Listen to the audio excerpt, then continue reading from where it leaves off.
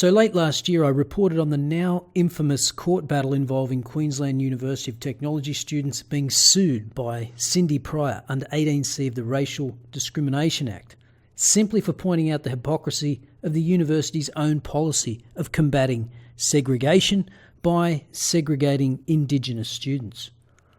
Now, the court threw the case out, but she appealed. Then last Friday, the federal court threw out the appeal, and the judge had a few interesting things to say in his 56-page judgment. Justice Dowsett said, "The young people have suffered more from legal proceedings than any other young person would have suffered in a lifetime." Justice Dowsett, who also ordered Miss Pryor must pay the students' legal costs, added he was very serious about it. "This matter has to be brought to an end. It's a great pity it's not been brought to an end before now." Today's decision and cost orders, in addition to the cost orders from the earlier court proceedings, mean that the total bill facing Ms. Pryor, who went on stress leave and did not return to her job as an administrative assistant at QUT, will be more than $200,000. She faces bankruptcy unless the money can be raised. And she'll get absolutely no sympathy from me. Now, the judge also had a not-so-subtle swipe at the Human Rights Commission and QUT, and for good reason. The Human Rights Commission did not notify the students of the complaint against them for 14 months. And then the students were asked to attend a conciliation meeting with just a matter of days to prepare. Here's what the judge said. "It seems that Ms. Pryor's solicitor, QUT, and the Commission all knew that the students had not previously been notified of the proceedings in the Commission. To say the least, it is surprising that those parties assumed that it was appropriate to proceed in this way. Although the students do not allege prejudice flowing from the delay, one cannot but wonder why they were so treated." Justice Dowsett said student Jackson Powell's posts, including one in which he wondered where the white supremacist computer lab was located, were irony. He said that to suggest that humour or irony cannot blunt the most outrageous of statements overlooks the history of such devices and the extremes to which comedians, authors and speakers commonly use them today. No reasonably intelligent person would have understood Mr. Powell's posts as other than humour or irony. And that last sentence is directed at you, Gillian Triggs, because instead of employing intelligence in your deliberations, you let your ideological bias get in the way. Now, although this is a good outcome for the QUT students, this ridiculous law that is Section 18C of the Racial Discrimination Act still remains. And for those not familiar with it, here it is again. So basically, you can be sued if someone is offended by something you said or wrote. A situation I personally find contemptible, and so do a lot of Australians. Unfortunately, though, many of our highest profile politicians aren't among them. Last August, Prime Minister Malcolm Turnbull said changing the Racial Discrimination Act was not a priority. Scott Morrison has recently said that changing 18C won't create jobs, which is true, but it's not a good enough reason not to change it. And just last week, Deputy Prime Minister Barnaby Joyce said that his constituents aren't really interested in the issue. The Deputy Prime Minister says it's not a vital issue in the electorate, but Labor warns change could have major implications. They do not invite me into their shed to look around their packing shed and then say, "Now, Barney, sit down in this chair. I want to talk to you about the Racial Discrimination Act." And that prompted this rebuke from a Liberal senator.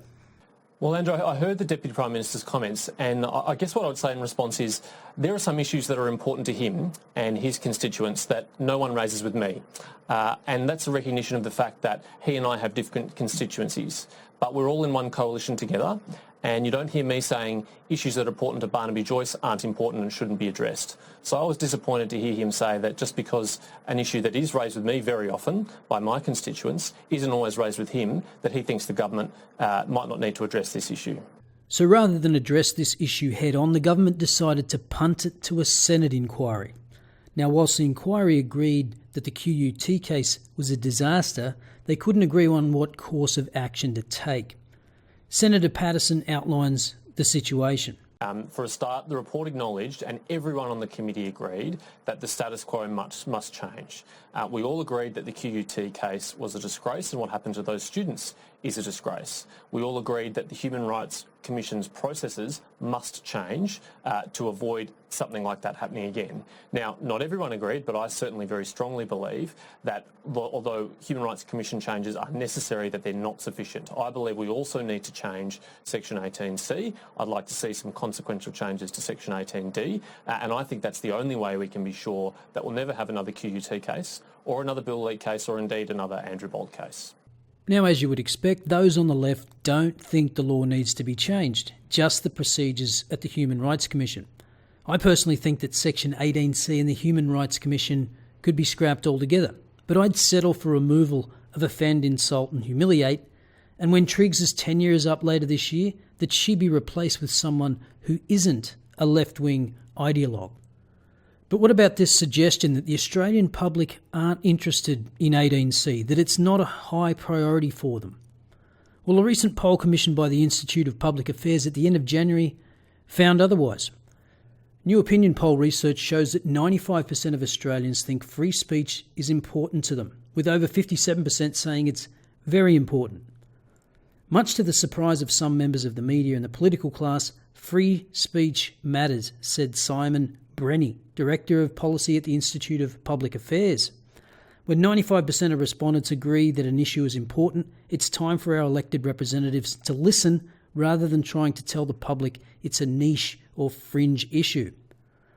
The new poll also shows increased support for changing Section 18C of the Racial Discrimination Act.